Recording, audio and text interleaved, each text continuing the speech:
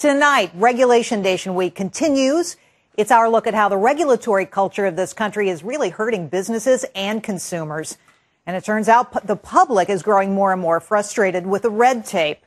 A new survey shows 3/4 of American voters believe there are too many regulations coming from Washington. Now, that was conducted by the polling firm, the Terrence Group. It was given to the nonpartisan organization Public Notice. Now, not surprisingly, the survey shows nearly all Republicans feel that way. But guess what? Also, half of Democrats are complaining about overregulation. Now, what has them most concerned is the impact all of these new rules will have on jobs, which, of course, is the #1 issue for Americans and for lawmakers. Nearly half of those polled say increased regulations will lead to further job losses, and 7 in 10 feel they'll force American businesses to send jobs overseas. Now, while the impact on business is worrisome, don't feel like you're off the hook if you're a consumer. According to the survey, 3/4 believe every time the government imposes another rule, prices for American shoppers go up, whether it's food or fuel or anything else. Voters themselves also feel personally impacted beyond rising prices. A majority of both conservatives and liberals say they've been negatively impacted.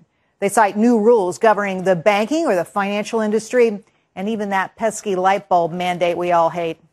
Now, I'm not calling for anarchy here. Obviously, there have to be some rules and regulations by the government. You know, I like clean drinking water and safer schools, safer workplaces as much as the next person.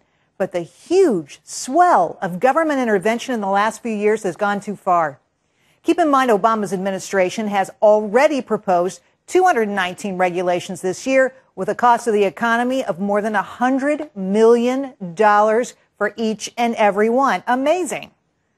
Our economy is facing struggles like most of us have never seen. It's silly for our government to be going out of its way to create more costly, job-killing rules, no matter how well-intentioned they may be. The White House should be going that extra mile to pave the way for job creation, not creating roadblocks for businesses that they have no hope of